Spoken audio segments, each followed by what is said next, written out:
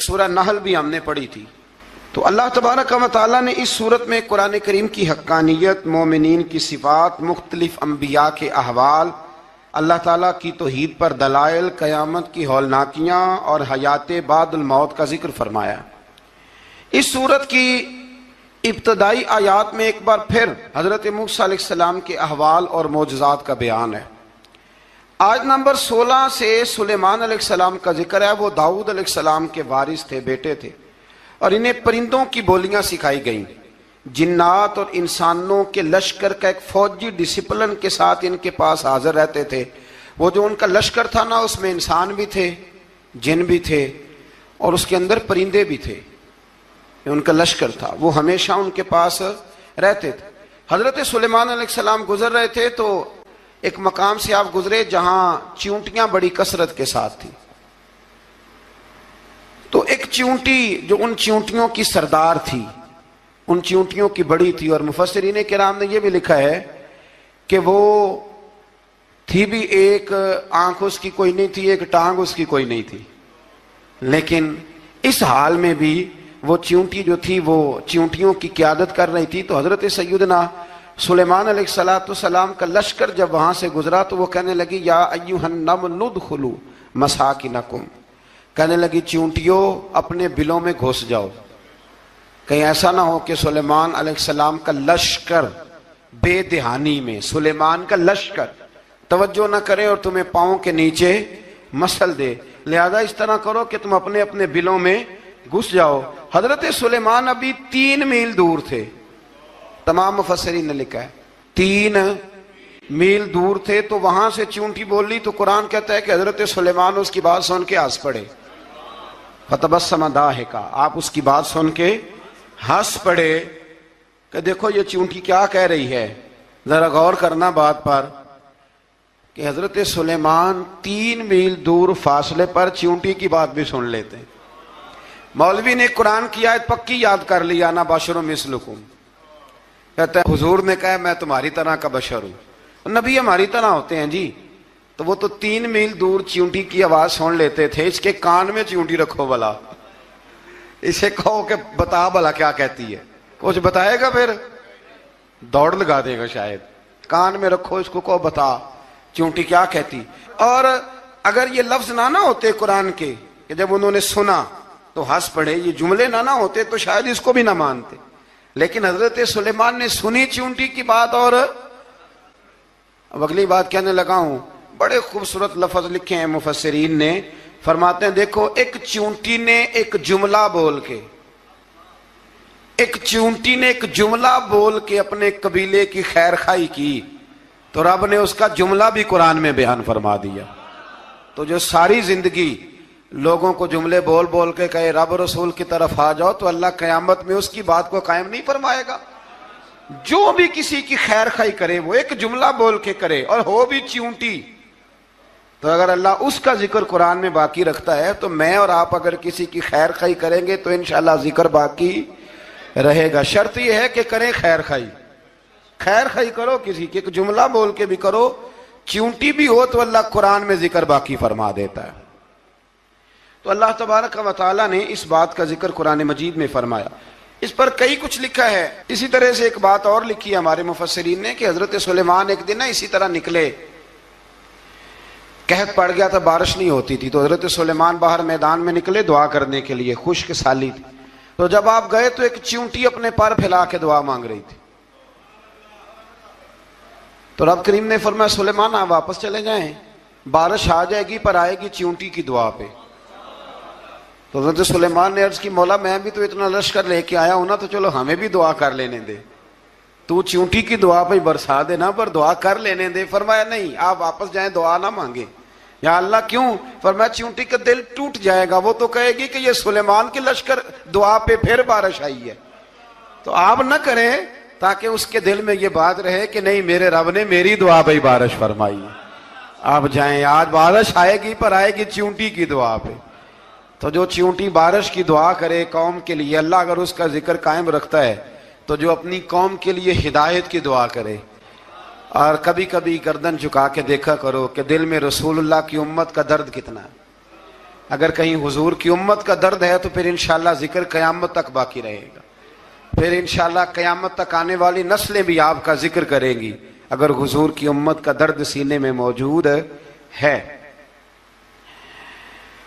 اسی طرح سے پھر حضرت سلیمان کے لشکر میں نا ایک ہدہد نامی پرندہ بھی تھا، لشکر کا کارکن تھا پرندہ۔ ہدہد غائب تھا تو حضرت سلیمان کہنے لگا کدھر گیا وہ ہدہد؟ نظر نہ آ جایا سخت سزا دوں گا، یہاں تو کوئی اچھی خبر لائے گا، چونکہ وہ ہدہد پرندہ جاتا تھا تو خبریں لا کے دیتا تھا، ورنہ سزا دوں گا۔ اتنی دیر میں ہدہد بھی آ گیا۔ یہ پرندے جو کارکن ہوتے ہیں بڑے سیانے ہوتے ہیں، کبھی بندہ ناراض ہو تو صحیح خبریں لے آتے ہیں، تو صحیح خبر لے کے آ گیا۔ آتے ہی آ کے بیٹھا تو اس نے حضرت سلیمان علیہ السلام نے کہا کہاں تھے؟ عرض کرنے لگا حضور میں ملک سبا گیا تھا، وہاں ایک عورت حکمرانی کرتی ہے، اس کا نام بلقیس ہے، بہت بڑے تخت پہ بیٹھتی ہے، 80 گز اس کا تخت لمبا ہے، 40 گز چوڑا ہے، اور شاید 80 من کے 80 ٹن اس کا وزن ہے۔ تو حضور وہ سورج کو پوچھتے ہیں، تو حضرت سلیمان نے فوراً خط لکھا، فرمایا جا کے اسے میرا خط دے دو کہ یہاں تو کلمہ پڑھ کے ہماری فرما بردار بن جائے، ورنہ تیار ہو جائے، جو اللہ کے غیر کو پوچھتے ہیں ہم ان کے خلاف جنگ کریں گے۔ وہ جب لے کے گئے نا خط، یہ حدود گیا تو وہ میٹنگ کر رہی تھی، اس کے وزیر مشیر سارے بیٹھے تھے، اس نے جا کے خط پھینک دیا ملکہ بلقیس کی جھولی میں۔ اس نے خط پڑھا تو ڈر گئی، وزیروں کو بلایا۔ حضرت سلیمان، قرآن کہتا ہے حضرت سلیمان نے کہا تھا خط پھینک کے نا تو سائڈ پہ ہو کے سننا وہ کیا کہتا ہے۔ بندوں کے لیے منع ہے، پرندوں کے لیے جائز ہے۔ بندوں کے لیے منع ہے سائڈ پہ ہو کے سننا، ہاں جس کی جاسوسی کی ڈیوٹی ہو، کفر کی جاسوسی کی، اس بندے کے لیے بھی جائز ہے۔ تو یہاں ایک تو وہ پرندے تھے، دوسرا کفر کی جاسوسی کر رہے تھے، سائڈ پہ ہو کے سننے لگے۔ تو ملکہ بلقیس کہنے لگی اب کیا کرنا ہے، یہ خط آیا ہے۔ تو وہ کہنے لگے ہم تیار ہیں، آپ حکم کریں، ہم لڑنے کو تیار ہیں، لڑیں گے۔ وہ کہنے لگی نہیں تیزی نہ دکھاؤ، قرآن مجید کہتا ہے کہ وہ کہنے لگی جب لڑائیاں ہوتی ہیں تو شہر تباہ ہوتے ہیں، ملک کھنڈر بن جاتے ہیں، لڑائی مسئلے کا حل نہیں ہے۔ انہوں نے کہا کہ میں نبی ہوں، تو ایک دفعہ آزما لیتے ہیں کہ نبی ہیں کہ نہیں، معاذ اللہ آزما لیتے ہیں۔ کہا کیسے؟ کہنے لگی تحفے تائے بھیجتے ہیں، اگر مال پر دل للچا گیا تو پھر نبی نہیں بادشاہ ہے، اور اگر مال پر دل للچایا نہ تو پھر اللہ کے کامل بندے ہیں۔ یہ فرق اس نے اس وقت بیان کیا۔ اس نے 500 کنیزیں، 500 غلام، بڑے شاندار لباس پہنا کے، 500 گھوڑا بڑا تگڑا، اس کے اوپر مال و اسباب رکھ کے تیاری کرا کے حضرت سلیمان کی طرف بھیجا۔ ہدہد پہلے سے خبر لے کے آ گیا، حضور اس نے یہ پروگرام بنایا ہے۔ وہ جب آیا سارا کچھ تو حضرت سلیمان دیکھ کے جلال میں آ گئے، فرمانے لگے اسے جا کے کہہ دو تو مجھے کیا تحفے بھیجے گی، میرے رب نے مجھے مالا مال فرمایا ہوا ہے، انہیں مالا مال کیا میرے مالک نے، جا اسے جا کے کہہ تو کیا تحفے دے گی۔ جب رب دیتا ہے تو پھر کوئی کمی نہ وہ نہیں چھوڑتا۔ بندے کیا دے سکتے ہیں، بندے تو بیچارے 10 دے کے تو 10 دن ان کی آنکھیں نہیں کھلتی۔ فرمایا مجھے اللہ نے جو دیا ہے کیا بات ہے اس کے دینے کی، تو فرمایا اسے کہو یا فرما بردار ہو کے آ جائے یا جنگ کے لیے تیار ہو جائے، ہم اسے اس کے شہر سے ذلیل کر کے نکال دیں گے۔ اس نے جا کے جب پیغام دیا تو اور ان لوگوں نے بھی آ کے بتایا کہ وہاں تو ہم عجیب منظر دیکھ کے آئے ہیں کہ جانور بھی ہاتھ باندھے کھڑے ہیں، وہاں تو جنات، سرکش جنات کھڑے ہیں، وہ بادشاہ نہیں وہ نبی ہیں۔ وہ جو 500 غلام اور 500 کنیزیں گئی تھی حوال سنایا آ کے۔ تو ملکہ بلقیس نے پھر خط لکھا کہ میں فرما بردار ہو کے آ رہی ہوں۔ معنی کیا ہے؟ میں کلمہ پڑھنے کے لیے آ رہی ہوں۔ تو حضرت سلیمان نے کہا بھئی اب اس طرح کرو، ذرا فرش بچھاؤ۔ انہوں نے فرش بچھایا، اس طرح کا کہ اوپر فرش تھا، نیچے مچھلیاں تیر رہی تھیں، لگ رہا تھا دریا ہے۔ ڈیوٹی لگا دی، جنات نے بچھا دیا۔ ادھر حضرت سیدنا سلیمان فرمانے لگے اب چونکہ مان کے آ رہی ہے تو اسے اپنی نبوت کی علامتیں بھی دکھانی ہیں۔ اس نے تخت بڑا شاندار بنوایا تھا، اور خواتین میں جو عادتیں خواتین والی ہوتی ہیں وہ جاتی نہیں، وہ 7 کمروں میں نا پیچھے اپنا تخت رکھ کے تو 7 دروازے بند کر کے آئی۔ اس زمانے میں ایک رواج تھا، وہ زلیخا نے بھی 7 دروازے مکفل کے ایک رواج تھا، ایک کمرہ، پھر کمرے کے پیچھے کمرہ، پھر اس کے پیچھے کمرہ، پھر اس کے پیچھے کمرہ اور اس کو بڑے موٹے تالے لگائے جاتے تھے، اور فلسفہ یہ تھا کہ ایک تالا توڑے گا کوئی تو جب تک سپاہی آ جائیں گے، اور اگر اس کے توڑنے تک نہ آئے تو دوسرے کے توڑنے تک آ جائیں گے، اور اس کے توڑنے تک نہ آئے تو ساتویں تک تو آئے جائیں گے۔ یہ ان لوگوں کا نفسیاتی معاملہ تھا، سوچ تھی۔ 7 کمروں میں مکفل کر کے نہ وہ نکلی تو حضرت سلیمان علیہ السلام کہنے لگے بھئی مجھے اس کا تخت چاہیے اس کے آنے سے پہلے، اس کے آنے سے۔ اس واقعے کی کیا ضرورت تھی قرآن پاک میں؟ یہ کیا حاجت تھی یہ تخت والی ساری بات قرآن نے کیوں بیان کی؟ پوچھیں آپ اپنے دل سے بھی اور انکار کرنے والے منکرین سے بھی، اس کی کیا ضرورت تھی؟ وہ جو کہتے ہیں جی ولی کی کرامت کی کیا ضرورت ہے، سیدھی سیدھی نماز پڑھو، روزہ رکھو، حج کرو، زکوٰۃ دو، تو پوچھو ان سے ایک سورت نمل کے اندر اس ساری تفصیل کی کیا ضرورت تھی؟ ختم ہو گئی جب وہ کلمہ جو پڑھ رہی ہے، تو پھر اس سارے واقعے کو رب کیوں بیان فرماتا ہے؟ حضرت سیدنا سلیمان فرمانے لگے تخت چاہیے، اور چاہیے اس کے آنے سے پہلے۔ قال عفریت من الجن، جنوں میں سے ایک بہت بڑا جن بولا، کہنے لگا حضور آپ کا یہ تخت برخاست ہونے سے پہلے لے آؤں گا۔ یہ جو آپ میٹنگ کر رہے ہیں نا، یا فیصلے ختم، کچھ نے لکھا صبح سے شام تک میٹنگ ہوتی ہے اور اس کو آنے میں پتہ نہیں کتنے دن لگیں گے، تو میں یہ برخاست ہونے سے پہلے، اور کچھ نے کہا دی آپ شرط کیوں لگاتے ہیں کہ صبح سے شام تک ہوتی؟ اس جن نے کہا دی آپ 10 منٹ میں فارغ ہو جائیں، آپ فارغ ہوں گے تو تخت آ جائے گا۔ مفسرین نے لکھا ہے کہ جب قرآن کہتا ہے کہ اس نے کہا کہ آپ کے فارغ ہونے سے پہلے، تو اس کا مطلب ہے کہ جب آپ اٹھیں گے، یہ جگہ خالی کر دیں گے تو تخت یہاں کیویں ہزاروں میل کا فاصلہ ہے آ جائے گا، پر ہوائی جہاز پہ کارگو کرا کے، جی DHL کے ذریعے کیسے آئے گا؟ وہ آئے گا تو بس آئے گا۔ تو حضرت سلیمان کی تو بادشاہت تھی نا زمانے پہ، فرمانے لگے نہیں نہیں تو لیٹ ہے، تو لیٹ ہے، تو ہمیں جانتا ہی نہیں، ایٹ سٹ تے پکھڑا کوار گندل، اسی اور بھی بوٹیاں جاننے ہاں، یہ تو لیٹ ہے، ابھی ہماری طاقت اس سے زیادہ ہے۔ بڑی کمال بات لکھی ہے لکھنے والوں نے۔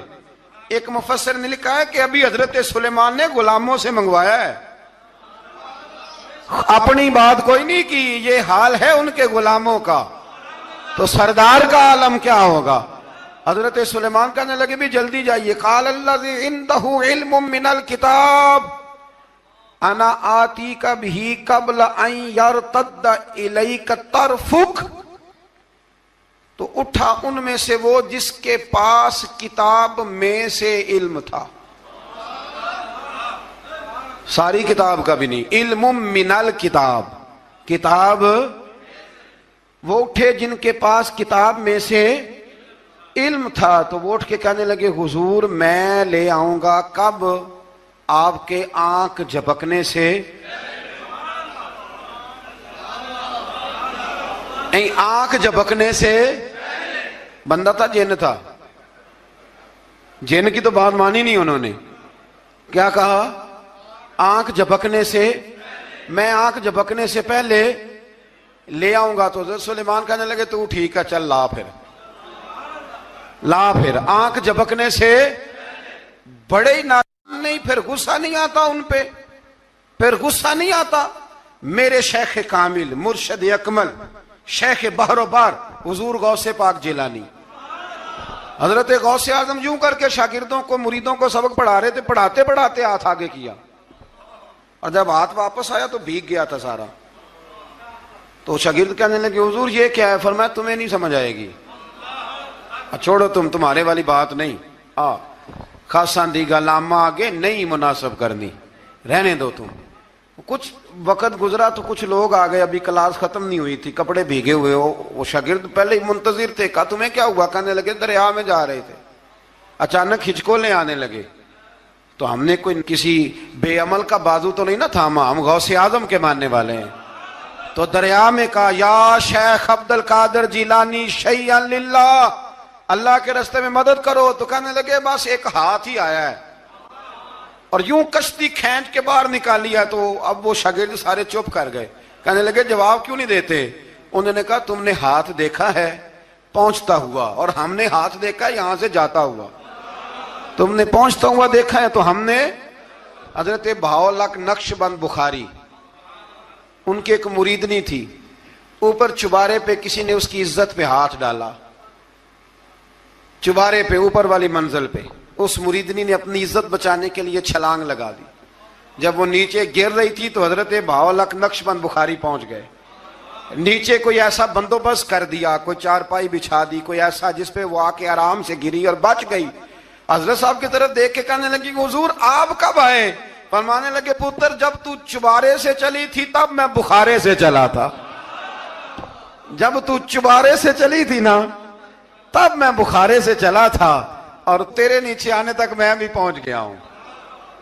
میں بھی مالی دا کم راکھی کرنا, پھل کچے ہون یا پکے, اے پیر مریداں دے سر تے ہی رہندا ہے.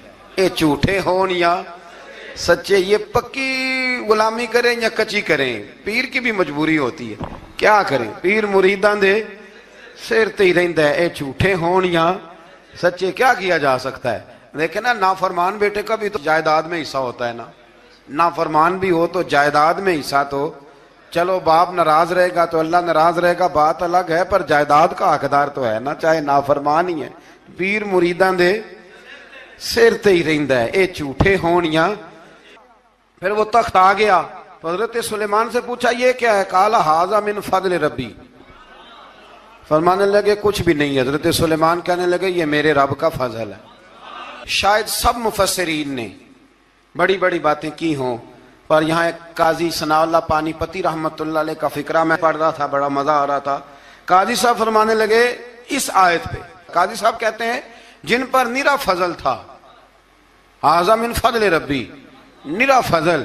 فرمایا ان کی تو اتنی طاقت ہے کہ وہ ہزاروں میل دور سے 80 گز لمبا 80 گز چوڑا تخت آنکھ جھپکنے سے پہلے لے آتے ہیں, اور جن کے بارے میں اللہ فرماتے ہیں بشر المؤمنین بِأَنَّ لَهُم مِّنَ اللَّهِ فَضْلًا كَبِيرًا. فرمایا محبوب اپنے غلاموں کو خوشخبری دے دیں, باقیوں پہ نرا فضل تھا, ان پر تو فضل کبیر ہے, ان پر تو بڑا ہی فضل ہے اللہ کا. تو فرمایا جن پر فضل کبیر ہو, ایک نہیں, اس پر میں بڑے دلائل دے سکتا ہوں. کرامات اولیاء پر میں بڑے ہی دلائل دے سکتا ہوں, بڑے. غوث اعظم رضی اللہ تعالیٰ عنہ کے بعد بادشاہ آیا تو کہنے لگا پیر تب مانوں گا جب سیب کھلائیں گے. سیب کا موسم ہی نہیں تھا.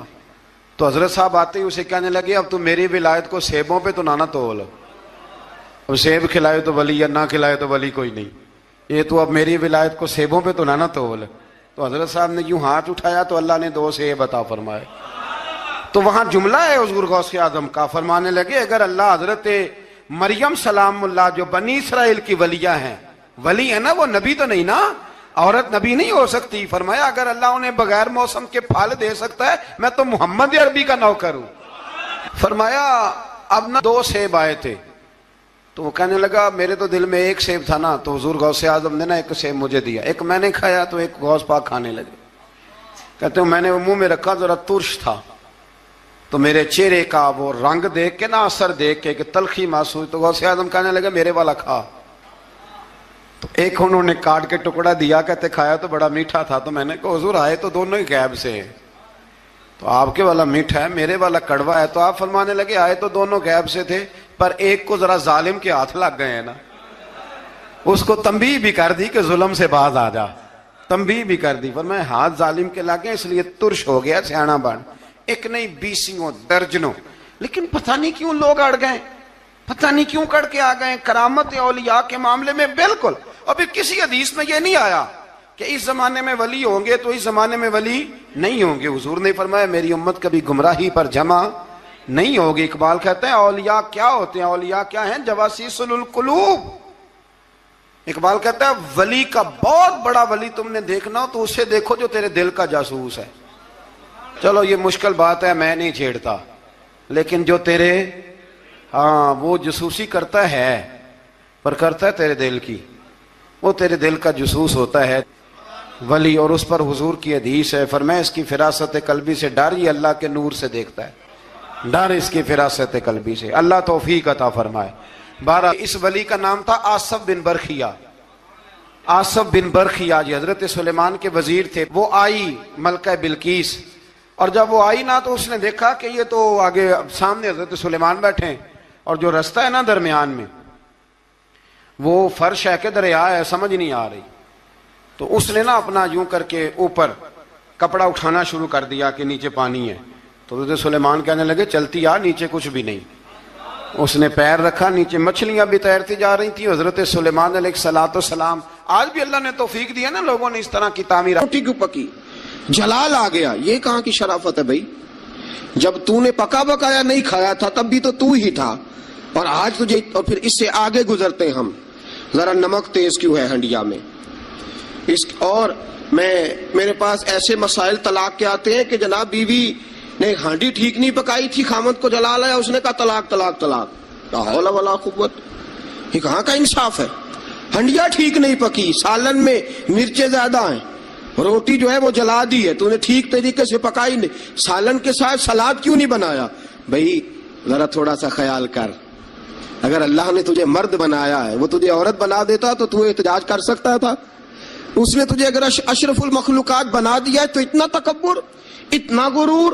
سنو رسول پاک علیہ السلام کا طریقہ، بخاری مسلم کی حدیثیں، رسول پاک صلی اللہ علیہ وسلم کی زوجہ سیدہ طیبہ طاہرہ ام المومنین حضرت عائشہ صدیقہ رضی اللہ تعالیٰ عنہ فرماتی ہیں، وہ دن جب اللہ نے ہمیں خوشحالی دے دی، وہ دن جب اللہ نے فتح دے دی، اذا جاء نصر اللہ والفتح ورأیت الناس یدخلون فی دین اللہ افواجا ان فتحنا لک فتحا مبینا کی، جب اللہ تبارک و تعالیٰ نے خوشخبریاں سنائی، بڑا مال بڑا کچھ، فرماتی ہیں گھر میں کھانا تیار ہوتا تھا، اگر حضور کو پسند نہیں نہ آتا تھا حضور چلے جاتے تھے، چھوڑ دیتے تھے۔ فرماتی ہے میں نے پورے 9 سال میں ایک بار بھی ایسا نہیں دیکھا کہ رسول پاک نے پکے ہوئے سالن میں سے نقص نکالا ہو، حضور نے کبھی نقص نکالا ہو، کبھی۔ ہم باز ہی نہیں آتے، مہمان جائیں گے کسی کے گھر، اسے کہیں گے یار ذرا نمک لانا تھوڑا سا، یعنی تو مہمان گیا کسی کے گھر اور تو اپنے میزبان کو یہ بتا رہا ہے کہ تمہیں تو نمک ڈالنے کا طریقہ نہیں آتا۔ ہم انسلٹ کرتے ہیں میزبان کی، ذرا نمک لائیے گا تھوڑا سا۔ اچھا جی، آپ کا حال یہ ہے کہ آپ ان کو بتلانا چاہ رہے ہیں کہ تمہیں تو ہنڈیاں نہیں پکانی آتی، تمہیں تو نمک پورا کرنے کا سلیقہ اور ڈھب نہیں آتا۔ یہ ہمارا اور رسول پاک کا انداز یہ ہے، اپنے گھر گئے ہیں اور حضور کی بیویاں صرف بیویاں نہیں بلکہ نبی پاک کی امتی بھی ہیں، صرف بیویاں نہیں خادمائیں بھی ہیں، ان کے لیے بحیثیت امتی حکم ماننا بھی ضروری، اور جتنی نفاست اور جتنا حسن نبی پاک کی طبیعت میں تھا کسی کی طبیعت میں ہو ہی نہیں سکتا۔ باوجود اس کے سیدہ فرماتی ہیں کھانا پسند نہیں آیا تو چھوڑ دیا، نہیں کھایا، لیکن رسول پاک نے کبھی نقص نکالا، اور یہاں اس بات پہ طلاقیں ہو رہی۔ اگلی حدیث سنیے، حضرت عائشہ صدیقہ فرماتی ہیں حضور گھر آئے، کہا عائشہ کچھ کھانے کو ہے؟ میں نے کہا حضور سرکے کا سالن بنایا۔ کیا کیا ہے؟ اور حضور صحیح بنا بھی نہیں، دل میں خیال آ رہا ہے، یہ تو بتا دیا کہ سرکے کا سالن، اور طبیعت یہ کہتی تھی کہ صحیح بنا ہوا نہیں ہے، صحیح بنا بھی نہیں، اور پھر بنا بھی جلدی میں ہے، اور وہ اس قابل نہیں کہ میں پیش کر سکوں۔ میں نے کہا حضور سرکے کا سالن ہے، آپ ذرا انتظار فرمائے میں پتہ کراتی ہوں۔ حضور نے فرمایا وہی لے آؤ۔ اب حضرت عائشہ صدیقہ کے لفظ سے فرماتی ہیں کہ میرا دل گواہی دیتا تھا کہ سالن ٹھیک نہیں پکا، میں نہیں چاہتی تھی حضور کی خدمت میں پیش کروں۔ فرماتی ہیں میں نے حضور کے سامنے رکھا سرکہ، روٹی رکھی، فرماتی ہیں اب میرا چہرہ اترا ہوا ہے، اب میں امید رکھتی ہوں اس بات کی کہ رسول پاک کچھ تبصرہ فرمائیں گے، امید ہے کہ حضور کچھ جملے کہیں گے، لیکن واہ سلام اس پر کہ جس نے دشمنوں کو بھی قبائیں دی، سلام اس پر کہ جس نے گالیاں سن کر دعائیں دی۔ کیا انداز ہے میرے محبوب کا، اور کیا خوبصورت طرز گفتگو ہے۔ حضرت عائشہ فرماتی ہیں حضور نے لقمہ منہ میں ڈالا، جیسے ہی اندر لقمہ گیا میں منتظر تھی کہ تبصرہ آئے گا، حضور بول لے، لب کھول لے، حکمت کے موتی رول لے، اور حضور نے کیا فرمایا؟ فرمایا عائشہ کیا خوب سالن پکایا ہے، کیا لذیذ سالن پکایا ہے، کیا بات ہے آج تو کھانے کی، آج تو کیا بات ہے۔ حضرت عائشہ صدیقہ رضی اللہ تعالیٰ عنہ فرماتی ہیں میں ذرا سا اپنا چہرہ مدم کر کے ذرا سا چہرہ مدم کر کے پیچھے ہٹی، فرماتی ہے میں نے رخ پھیرا تو میری آنکھوں میں آنسو آ گئے، میں رو پڑی اور میرے دل میں خیال آیا کہ عائشہ تیرے کتنے بڑے مقدر ہیں، خدا نے تجھے ایسا سرتاج اور ایسا شوہر دیا ہے، کائنات میں نہ پہلے کسی کو ایسا ملا ہے، نہ قیامت تک دوبارہ ایسا مل سکے گا، ایسا کوئی محبوب کہیں دیکھا نہ کہیں ہے، بیٹھا ہے چٹائی پہ مگر عرش نشیں ہے، اور ملتا نہیں کونین کو، کیا کیا تیرے در سے ایک لفظ نہیں ہے جو تیرے لب پہ نہیں ہے۔ دوستو، حضرت عائشہ پکانے والی بی بی کہہ رہی ہے کہ صحیح نہیں پکا، اس قابل نہیں کہ خدمت اقدس میں پیش کر سکوں، لیکن میرے محبوب کا طریقہ دیکھو، ہمارا کیا حال ہے، ہمارا کیا حال ہے۔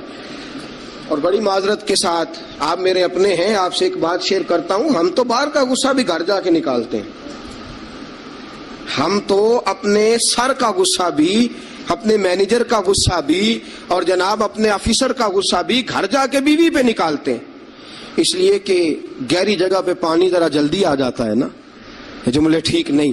حضرت عائشہ صدیقہ فرماتی ہیں حضور جب بھی گھر کا دروازہ کھولتے تھے، اور آپ جانتے ہیں میرے رسول پاک کو دنیا میں سب سے زیادہ غم آئے ہیں، سب انبیاء سے زیادہ دکھ نبی پاک علیہ السلام نے برداشت کیے، حدیث صحیح سے ثابت ہے، لیکن باوجود اس کے فرماتے ہیں جب بھی گھر کا دروازہ کھلا حضور آئے، نبی پاک مسکراتے ہوئے گھر میں داخل ہوئے، حضور مسکراتے۔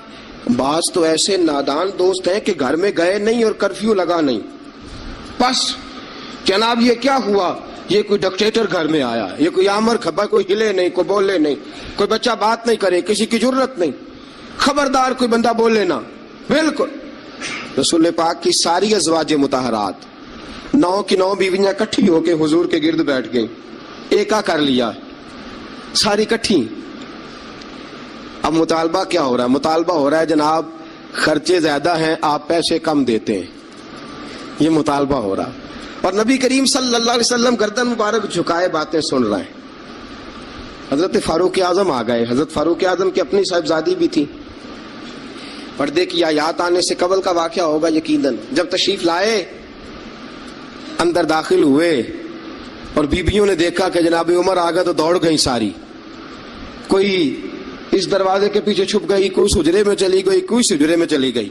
حضرت عمر کہنے لگے تمہیں تمہاری مائیں روئیں، اللہ کے نبی کے سامنے مطالبے کرتی ہو اور عمر سے شرم کرتی ہو، تمہیں تمہاری مائیں روئیں، اللہ کے نبی کا بھی حیا کرو۔ حضرت حفصہ جناب فاروق اعظم رضی اللہ تعالی عنہ کی صاحبزادی ام المومنین سیدہ حفصہ رضی اللہ تعالی عنہ پردے کی اوٹ سے چہرہ نکال کے کہنے لگی آپ تو جلالی بڑے ہیں، ڈر لگا ہے، آپ کا تو درہ ہر وقت تیار رہتا ہے نا، ہم دوڑ آئی ہیں، لیکن نبی پاک کے پاس اگر گھنٹوں بھی بیٹھی رہیں وہ اتنے کریم ہیں، ناز ہی اٹھاتے رہتے ہیں، حضور ناز ہی اٹھاتے چلے جاتے، نبی کریم صلی اللہ علیہ وسلم ناز اٹھاتے اس لیے ہم ناز دکھاتی ہیں، حضور ناز اٹھاتے اس لیے ہم ناز دکھاتی۔ حضرت عمر فاروق رضی اللہ تعالی عنہ کو ان خواتین نے یہ جواب دیا، گویا حضور کی سیرت کا وہ مشترکہ پہلو جو ان 9 ازواج مطہرات کی مشترکہ روایت تھی پیش کی۔ انہوں نے کہا ہم سب کا متفقہ موقف یہ ہے کہ حضور بڑے کریم ہیں، نبی پاک باہر بھی مہربان ہیں، گھر کے اندر بھی بڑے مہربان ہیں، حضور بڑی محبت فرماتے، حضور بڑی مہربانی۔ تو میرے دوستو عورت سے درگزر کرنا، اس کے ناز اٹھانا۔ پھر اگلی بات یہ ہے کہ عورت کا حق زوجیت ادا کرنا فرض ہے، فرض ہے۔ اب چونکہ شرعی مسئلہ ہے، توجہ طلب امر ہے، حضور نے فرمایا جو مرد اس قابل ہو شادی ہی وہ کرے۔ حضرت عثمان بن مظعون رضی اللہ تعالیٰ عنہ کے بارے میں حضور کو پتا چلا کہ تو ساری رات نماز پڑھتا رہتا ہے، نفل پڑھتا رہتا ہے ساری رات۔ نبی کریم صلی اللہ علیہ وسلم نے حضرت عثمان بن مظعون رضی اللہ تعالیٰ عنہ سے فرمایا میں نے سنا ہے تو سارا دن روزہ رکھتا ہے، ساری رات نفل پڑھتا ہے۔ حضور ہاں رب کو راضی کرتا ہوں۔ فرمایا اللہ کے بندے تیرے لیے میرا اسوہ حسنہ زیادہ اہمیت کا حامل ہونا چاہیے، میں روزہ بھی رکھتا ہوں، افطار بھی کرتا ہوں، میں نماز بھی پڑھتا ہوں اور آرام بھی کرتا ہوں، میں اپنی بیوی کے پاس بھی جاتا ہوں، اس کے حقوق بھی ادا کرتا ہوں۔ فرمایا میں وہ سارے کام کرتا ہوں جو تجھے کرنا چاہیے۔ رسول پاک علیہ السلام نے فرمایا سن، تیرے ماں باپ کا بھی تجھ پہ حق ہے، तेरे वजूद का भी तुझ पे हक है, तेरी आंख को आराम की जरूरत है, उसका भी तुझ पे हक है। और हुजूर ने फरमाया सारी रात नमाज ना पढ़ा कर, तेरी बीवी का भी तुझ पे हक है, वो तुझे अदा करना है। अल्लाह की बारगाह में वो जाके सवाल करेगी, वो तेरा गिरेबान पकड़ेगी, तुझे इन चीजों का ख्याल रखना। हजरत उमर फारूक रज़ी अल्लाह ताला अन्हु ने फरमाया था, कोई फौजी 4 महीने से ज्यादा अपने घर से गैर हाजिर ना रहे, बीवी का हक है उसके पास आए, उसको वक़्त दे, उसको वक़्त दे। जो लोग मुल्क से बाहर रहते हैं ना, चलो बामरे मजबूरी है, मजबूरी के मामलात हैं, उनको अपनी बीवियों को ज्यादा शुक्रगुजार होना चाहिए, ज्यादा शुक्रगुजार होना चाहिए। हजरत फारूक आजम रज़ी अल्लाह ताला अन्हु ने फरमाया, वो खामद बड़ा खुश नसीब है जो घर में नहीं रहता लेकिन उसकी बीवी फिर भी बाहया रहती है, और उस अपने खामद के बिस्तर को वो कभी आलूदा नहीं होने देती। चाहिए ना खामद को कि वो उसने सलूक का मुजाहरा, मैंने बात शुरू में की, जिसकी कुर्बानियां ज्यादा उसके साथ इजहार मोहब्बत भी ज्यादा होने चाहिए। अजीज दोस्तों, इससे आगे चलिए, नानो नफका। रसूल पाक अलैहिस्सलाम ने फरमाया, जिस तरह अपने कपड़े पहनो इसी तरह अपनी बीवी को भी पहनाओ, जिस तरह का खाना अपने लिए पसंद करते हो इस तरह अपनी बीवी के लिए भी। मैं नहीं आपसे कहता कि आधी कढ़ाई दुकान पे खाएं आधी घर लेके जाएं, मैं ये नहीं कहता, लेकिन मैं रसूल पाक सल्लल्लाहु अलैहि वसल्लम की हदीस से आपको आगाह कर रहा हूं। सैयद आलम सल्लल्लाहु ताला अलैहि वसल्लम ने फरमाया, जो खाओ वही बीवियों को भी खिलाओ, जो पहनो वही बीवियों को भी। अब सुनिए इससे अगले लफ्ज हुजूर के, नबी पाक अलैहिस्सलाम ने फरमाया, 1 दिनार वो है जो बंदा अपने गुलाम को देता है, बड़ी बात है। 1 दिनार वो जो अल्लाह की राह में सदका देता है। 1 दिनार वो जो बंदा अपने दोस्त अहबाब की खिदमत कर। फरमाया ये सारे ही दिनार खर्च करना बड़े अच्छे हैं, लेकिन फरमाया सबसे ज्यादा सवाब उसे उस दिनार का मिलेगा जो वो अपनी शरीके हयात अपनी बीवी पे खर्च करेगा। सबसे ज्यादा उसे उसका अजर मिलेगा जो अपनी बीवी पे वो पैसा खर्च करेगा, सबसे ज्यादा उस पे अजर मिलेगा। एक है नानो नफका, और आला हजरत ने लिखा कुछ इजाफी खर्चा भी दो उसे, और जब उसे थोड़ा बहुत इजाफी खर्चा दो तो बाद में हिसाब भी ना मांगो। हिसाब, एतमाद होना चाहिए तुम्हें एतमाद होना चाहिए कि तुम्हारी बीवी कोई गैर शरई हरकत नहीं करती, लेकिन अगर तुम उसे इजाफी खर्चा दो तो उससे हिसाब देखे। इसमें कितने मीठे पहलू हैं। हो सकता है कि उसके मेके में कोई हाजत हो तो वो किसी तरीके से पूरी करती हो सकता है कुछ ऐसी जरूरियात जिंदगी हो जिनको वो अपने खामद के सामने बयान करना अपने खानदान की इज्जत के लायक ना समझती हो, उसे दो खर्चा इजाफी, लेकिन बाद में उससे इस्तिफसार ना करो। हाँ, अगर तुम्हें शक है तो कोई ऐसा काम हो रहा है जो घर की इज्जत के खिलाफ है, पूरा इख्तियार हासिल है तुम्हें बात करने का। जागिए जरा, आंख खोलिए और मेरी बात बड़ी तवज्जो से सुनिए। नबी अकरम सल्लल्लाहु ताला अलैहि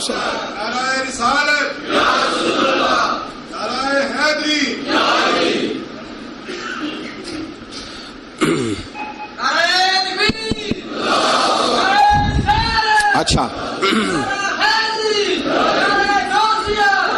नबी करीम सल्लल्लाहु ताला अलैहि वसल्लम ने फरमाया उस पर माल खर्च करो। और एक और शरीफ मसला आपको बता दूं, खामद हो कंजूस,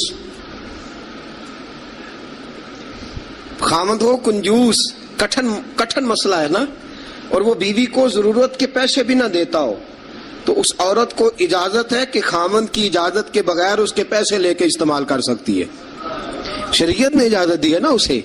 नहीं, मुझे सवेरे एक साहब कहने लगे इतने हक ना बयान कर देना, बीवियां पहले ही बहुत ज्यादा इसरार करने वाली, इतने ना हक बयान कर देना। मैंने कहा हुकूक मैंने मुकर्रर किए हैं कि अल्लाह रसूल ने मुकर्रर फरमाए? अगर अल्लाह रसूल ने मुकर्रर फरमाए तो मैं तो रावी हूं ना, मैं तो एक रावी, एक दरमियान में सिर्फ वास्ता हूं कि मैंने कहीं से पढ़ा और आप तक पहुंचा दिया। अगर हजरत हिंदा बिन अबी सुफियान, जनाब अबू सुफियान की ज़ौजा रसूल पाक की खिदमत में अर्ज करने लगी, हुजूर खामद मेरा बड़ा कंजूस है भी मालदार, हुजूर जरूरत के पैसे भी नहीं देता, नानो नफका भी पूरा नहीं करता, कपड़ी रोटी के पैसे भी पूरे नहीं करता, हुजूर मुझे पता है पैसे कहाँ रखता है, अपनी मर्जी से ले लूं। हुजूर ने फरमाया जरूरत के मुताबिक लेना। ये नबी पाक की हदीस से साबित। फरमाया जरूरत के पैसे ले सकती है तू, इजाफी खर्चा नहीं। इजाफी खर्चा वो अपनी मर्जी से। अब जी हक है ना औरत का, बात सख्त है थोड़ी सी खामदों के लिए, लेकिन चूंकि हक है, औरत का हक है और अल्लाह रसूल ने उसे दिया है, तो बहरहाल समझना चाहिए नानो नफका अगर कोई खामद सही अदा नहीं करेगा तो बीवी को हक हासिल है کہ وہ بغیر اس کی اجازت کے اپنے کھانے کے لیے، اپنے کپڑوں کے لیے، ضروریات زندگی کے لیے، وہ بغیر اس کی اجازت کے اس کے پیسے استعمال کر سکتی ہے۔ تو عزیز دوستو، نبی اکرم صلی اللہ علیہ وسلم نے یہ سارے حقوق بیان فرمائے۔ اب ذرا آگے چلیے، اس سے اگلی بات ہے خاوند کا اپنی بیوی کے ساتھ حسن سلوک کرنا۔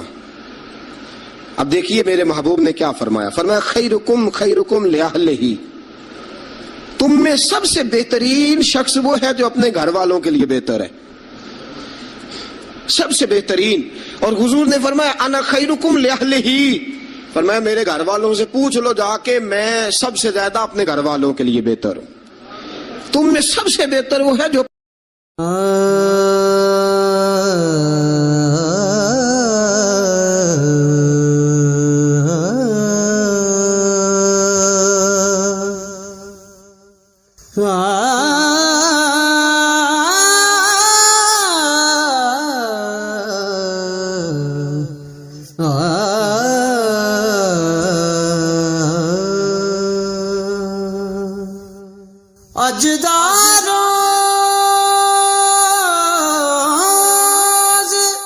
اپنی بیوی بچوں کے لیے بہتر ہے، گھر والوں کے لیے، اس کا سلوک اپنی بیوی بچوں کے لیے اچھا ہے۔ میں نے وہ ساری باتیں شروع میں عرض کر دی، تادیباً عورت کو ہلکی پھلکی سزا دینے کی اجازت دی، لیکن ساتھ ساتھ جو حقوق متعین فرمائے، حسن اخلاق کا جو مظاہرہ فرمایا، میٹھی بات کرنے کا حکم دیا، عورت کے ساتھ نرم لب و لہجہ اختیار کرنے کا حکم ارشاد فرمایا، فرمایا وہ سارا کچھ چھوڑ چھاڑ کے آئی۔ اور پھر دوسرا نقص یہ ہے، اس کی ایک فطری کمزوری ہے کہ وہ ناقص العقل ہے، وہ ٹیڑھا پن رکھتی ہے، اس کی طبیعت میں شامل ہے۔ تو اعلیٰ ظرف ہے، تو مرد ہے، اللہ نے تجھے افسر بنایا، تیرا کام ہے کہ اس کے ساتھ حسن سلوک کرے۔ نبی اکرم صلی اللہ تعالی علیہ وسلم کی پیاری زوجہ سیدہ طیبہ طاہرہ حضرت عائشہ صدیقہ رضی اللہ تعالی عنہ فرماتی ہیں، میں حضور گھر میں ہوتے تھے تو بے تکلف گفتگو کر لیتی تھی، بے تکلف، جو مجھے کہنا ہوتا تھا میں بغیر جھجک کے نبی کریم علیہ السلام کی خدمت بابرکت میں بات عرض کر دیتی تھی۔ فرماتے ایک موقع ایسا آیا کہ حضرت صفیہ رسول پاک کی زوجہ فرماتی ہیں کہ اونٹ میرا کہیں گم ہو گیا، میں رونے لگ گئی، اونٹ گم ہوا اور میں رونے لگ گئی۔ صفیہ فرماتی ہیں رسول پاک صلی اللہ علیہ وسلم تشریف لائے اور نبی پاک علیہ الصلوۃ والسلام نے پہلے اپنی مقدس چادر مدثر والی اور مزمل والی کملی، فرماتے حضور نے اس کے ساتھ میرے آنسو صاف کیے، اور آنسو صاف کر کے حضور نے کچھ ایسی باتیں چھیڑ دی کہ میں نے ہنسنا شروع کر دیا۔ نبی پاک دلجوئی فرما رہے ہیں، رسول پاک صلی اللہ علیہ وسلم دلجوئی فرما رہے ہیں۔ فرماتی ہیں یہ انداز حضور ہمارے ساتھ اختیار۔ حضرت عائشہ صدیقہ فرماتی ہیں میں چھوٹی سی تھی جب حضور کے گھر آئی، میں اپنی سہیلیوں کو کہتی کہ فلانے ٹائم حضور گھر نہیں ہوتے، آ جانا، مل کے کھیلیں گی، آ جانا۔ فرماتی چھوٹی سی تھی جب رسول پاک کے حرم میں داخل ہو گئی، اپنی سہیلیوں کو کہتی حضور فلاں وقت نہیں ہوتے، آ جانا، مل کے کھیلیں گے۔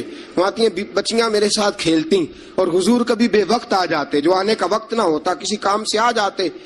فرماتی ہیں جب حضور آتے تو میری سہیلیاں چھپ جاتی۔ ایک دن ایسا ہوا کہ وہ ساری بچیاں چھپ گئیں۔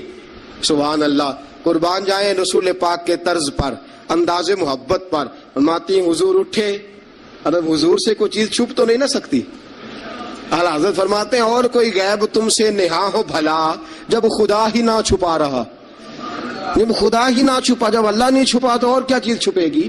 نبی پاک نے جب اپنے رب کا دیدار کر لیا اللہ کے کرم سے تو باقی پیچھے کیا رہ گیا۔ حضور سے کچھ، حضور اٹھتے اور جس دروازے کے پیچھے کوئی بچی چھپی ہوتی حضور اسے پکڑ کے لاتے، لا کے حضرت عائشہ فرماتی میرے پاس بٹھاتے، پھر دوسری کو پکڑ کے لاتے، تیسری کو، چوتھی کو، پانچویں کو، سب کو پکڑ کے لاتے، اور رسول پاک فرماتے جانا نہ، جب تک تمہارے پاس موقع ہو عائشہ کے ساتھ کھیلتی رہنا، جانا نہیں، جانا نہیں۔ حضرت عائشہ فرماتی ہے میری سہیلیاں گھر جا کے، اپنے گھر جا کے وہ بتلایا کرتی تھی کہ عائشہ بڑے نصیبوں والی ہے، عائشہ بڑے مقدروں والی ہے، ایسا گھر والا ملا ہے جو اس کے کھیلنے کا بھی خیال رکھتا ہے، جو اس کی تفریح کا بھی خیال۔ رسول اکرم صلی اللہ تعالی علیہ وسلم کا انداز دیکھیے نا۔ سیدہ عائشہ صدیقہ فرماتی ہیں مسجد نبوی میں حبشی بچے نیزوں سے کھیل رہے تھے، نیزوں کے ساتھ کھیل رہے تھے، اور نبی پاک علیہ السلام نے فرمایا عائشہ ادھر آؤ، بچے حبشی مسجد کے دروازے پہ نیزوں کے ساتھ کھیل رہے ہیں، کھیل دیکھو گی؟ تو عائشہ صدیقہ فرماتی ہے میں نے کہا حضور دیکھوں گی. تو رسول پاک صلی اللہ تعالی وسلم نے نا اپنے جبہ مبارک کے اندر, اپنی چادر مبارک کے اندر مجھے چھپا لیا, میری صرف آنکھیں نظر آتی تھی. فرماتی ہے میں نبی پاک علیہ الصلوۃ والسلام کے مقدس بغل مبارک کے اندر چھپی وہ کھیل دیکھتی رہی اور محظوظ ہوتی رہی. حضور نے فرمایا عائشہ بس کریں اب. فرماتی ہے میں نے کہا نہیں ابھی اور دیکھنا ہے. فرماتی ہے رسول پاک کے لفظ ہیں بس کریں اور دیکھنا ہے. فرمایا حضور پھر کھڑے رہے.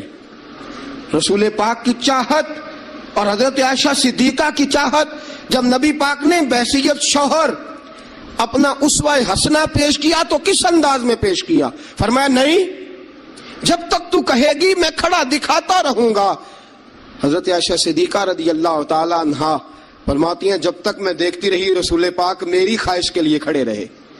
دو جہاں کے بادشاہ, دو جہاں کے والی, فرماتے ہیں کہ بی بی اس کی چاہت کے لیے حضور کتنی دیر کھڑے رہے. کتنے کام کرتے ہیں ہم اپنی بیویوں کی چاہت کے حوالے سے, اور کتنا ہم وقت صرف کرتے ہیں صرف اس لیے کہ آج چلو بیوی کی خواہش ہے اور ہم تھوڑی دیر کے لیے کچھ وقت ایسا نکالیں جو فقط ہمیں ایسا دے جس سے اس کی طبیعت کو ہم تھوڑا خوش کر سکیں. نبی اکرم صلی اللہ تعالی علیہ وآلہ وسلم کا انداز دیکھیے نا. حضرت عائشہ فرماتے ہیں کہ اللہ کے محبوب علیہ السلام ایک جنگ سے واپس آئے تو فرمایا عائشہ میرے ساتھ دوڑ لگاؤ گی؟ ہم سمجھتے ہیں تہذیب کے خلاف ہے, میں تو بڑا مہذب ہوتا ہوں جی, میں بڑا مہذب آدمی ہوں. اور ایک اور مصیبت ہے ہمارے ہاں, نبی پاک صلی اللہ علیہ وسلم عورتوں کے ساتھ گھر کا کام کاج بھی کراتے تھے. کیا خیال ہے آپ کا؟ عورتوں کے ساتھ گھر کا کام کاج بھی کیا خیال ہے آپ کا؟ ویسے یہ سنت ہے نا نبی پاک صلی اللہ علیہ وسلم. آپ کو جتنا مرضی کوئی تانا دے یہ بیوی کا مرید ہو گیا ہے, جوہرو کا غلام ہو گیا ہے, آپ کہہ سکتے ہیں میں مصطفیٰ کی سنت ادا کر رہا ہوں, میں نبی پاک صلی اللہ علیہ وسلم کی. اور نوجوان فخر کرتے ہیں باہر نکل کے, میں نے نہیں کبھی بولنے دیا اسے. بھئی یہ اعلیٰ اخلاق کی بات نہیں ہے جو تو سنا رہا, یہ اعلیٰ اخلاق والی بات نہیں کہ تو باہر بیٹھ کے کہے جی بھائی اس کی جرت ہے میرے سامنے بول جائے. یہ اعلیٰ اخلاق کی بات نہیں ہے, یہ اعلیٰ, یہ کوئی جرت والا معاملہ ہے. عورت پہ جرت دکھانا بھی کوئی کمال ہے. رسول اکرم صلی اللہ تعالی علیہ وسلم نے فرمایا عائشہ دوڑ لگاؤ گی؟ حضرت عائشہ صدیقہ فرماتی ہیں کہ میں جوان تھی, میرا وجود اس وقت پتلا تھا. میں نے کہا حضور لگا لیں دوڑ. حضور سے زیادہ کوئی مہذب نہیں, نبی پاک سے زیادہ کوئی تہذیب کا علم بردار, نبی پاک سے زیادہ کوئی باوقار نہیں. لیکن میرے دوستو یہ انداز حضور نے کیوں اختیار فرمایا؟ تیری اور میری تربیت کے لیے اختیار فرمایا, تجھے اور مجھے درس دینے کے لیے اختیار فرمایا. اور نبی پاک سے زیادہ مصروف بھی کوئی نہیں. اگر کوئی یہ دعویٰ کرے کہ بڑا مصروف ہوتا ہوں, میں کیسے وقت نکالوں اپنی بیوی کے لیے؟ رسول پاک کی زندگی بڑی مصروف زندگی ہے, بڑی معنی خیز زندگی, ایک ایک لمحہ میرے محبوب کا مصروف ہے. لیکن آپ انداز کیا اختیار فرماتے ہیں؟ میں عائشہ چلو دوڑو. حضرت عائشہ صدیقہ فرماتی ہیں دوڑ لگائی اور میں جیت بھی گئی. دوڑ لگائی بھی, حضور پیچھے رہ گئے, میں آگے نکل گئی. فرماتے ہیں رسول پاک نے مجھے کھجوریں بھی عطا فرمائی, نبی پاک نے مجھے پانی بھی پلایا. دوڑ کے دوڑتی دوڑتی تھک گئی. فرماتی ہیں پھر ایک موقع آیا, حضور نے فرمایا عائشہ آج پھر دوڑ لگا لو. فرماتی ہیں میرا وجود تھوڑا موٹا ہو گیا تھا, تھوڑا سا وجود میرا بھاری ہو گیا تھا. رسول پاک نے فرمایا لگاؤ دوڑ. عائشہ صدیقہ فرماتی ہیں دوڑ لگائی تو حضور جیت گئے. رسول پاک جیت گئے, میں پیچھے رہ گئی. حضور نے فرمایا عائشہ یہ پچھلی دفعہ کا بدلہ ہو گیا, میں نے آج تمہیں کہا ہی اس لیے تھا کہ مجھے پتا تھا آج ہار جاؤ گی. اب وہ والی چستی اور وہ والی پھرتی تم نے نہیں رہی, اب تم ہار جاؤ گی, یہ میں نے بدلہ لیا ہے. حضرت عائشہ صدیقہ فرماتی ہیں جب سیدہ عائشہ یہ انداز, یہ حدیثیں بیان کیا کرتی تھی تو رویا کرتی تھی, آنکھوں میں آنسو ہوتے تھے. فرماتے ہیں ایک میں اس دن بڑا روئی حضور کی محبت پہ. ایک بوڑھی عورت ہمارے گھر آئی, بوڑھی عورت. فرماتی ہیں کہ اس کے ہاتھ کے اندر لاٹھی تھی, لاٹھی ٹیکتی ہوئی آئی, اور جب اس نے باہر سے آواز دی, فرماتی ہیں رسول پاک جھٹ سے چارپائی پہ بیٹھ گئے. میرے رسول پاک نے بڑی جلدی سے کپڑا ٹھیک کیا. حضور جلدی سے اٹھے, اس بوڑھی کا استقبال کیا, اسے بٹھایا, اسے کھلایا پلایا, خدمت کی. حضور اس کے سامنے بیٹھے رہے, پرانی باتیں نبی پاک کرتے رہے. بتائیے فلاں کا پھر کیا حال ہے, وہ فلاں موقع پہ پھر کیا بنا تھا, پھر کیا ہوا تھا. سیدہ طیبہ طاہرہ عائشہ صدیقہ فرماتے ہیں مجھے سمجھ نہ آئی ماجرا کیا ہے, معاملہ کیا ہے, یہ بی بی کون ہے, حضور نے کیا किस किस्म का तज़किरा छेड़ दिया है। सैयदा आयशा फरमाती हैं बीबी चली गई, मैंने समझा बड़ी कोई मुअज़्ज़ज़ औरत है, हुजूर ने इतना इकराम किया, इतना एहतराम किया, इतनी खिदमत की, जाते दफा खजूरें तोहफे में अता फरमाई, बड़ी कोई मुअज़्ज़ज़ बावकार पता नहीं कौन आली मर्तबत औरत है। हजरत आयशा सिद्दीक़ा फरमाती हैं हुजूर ने जब उस औरत का तारुफ कराया, फरमाती है मेरे दिल से दुआ निकली, आप वाकई अल्लाह के सच्चे रसूल हैं। वो बीबी कौन है? रसूल पाक अलैहिस्सलाम जब वो बीबी गई, हजरत आयशा सिद्दीक़ा फरमाती है रसूल पाक की आंखों में आंसू आ गए। मैंने कहा हुजूर बीबी कौन है? हुजूर रो पड़े। नबी पाक थोड़ी देर के बाद आंसू पूछ के कहने लगे, आयशा ये खतीजा तुल कुबरा की सहेली है, ये खतीजा की सहेली है। हम मक्के में जब रहा करते थे, जो हमारे पड़ोस में रहा करती थी, ये खतीजा के पास आके बैठा करती थी, ये खतीजा के पास आके दुखड़े बयान किया करती थी, ये खतीजा के साथ वक्त गुजारती थी। हमने बड़े दुख इकट्ठे देखे हैं, हमने बड़ा करब का जमाना इकट्ठे गुजारा है। अब काफी अरसे के बाद ये भी मदीने मुंतकिल हुई, मुझे खबरें मिल रही थी। आज जब आई है तो मुझे वो खतीजा की वफाओं वाला दौर फिर से याद आया है, वो खतीजा की मोहब्बतें फिर से याद आई हैं, वो खतीजातुल कुबरा ने जो मेरे साथ कठिन वक्त गुजारा था, वो जो दुखों की वादियां मैंने और खतीजा ने कत्थे सर की थी, वो शेब अबी तालब के दिन जो मैंने और खतीजा ने भूख में काटे थे, वो ओजड़ियां मेरे सर पे जो काफर रखते थे, और खतीजा मोहब्बत और प्यार के साथ कहती थी सोनिया गम न करना, अल्लाह बड़ी इज्जतें अता फरमाएगा। फरमाया मुझे वो सारे दुख और वो सारी परेशानियां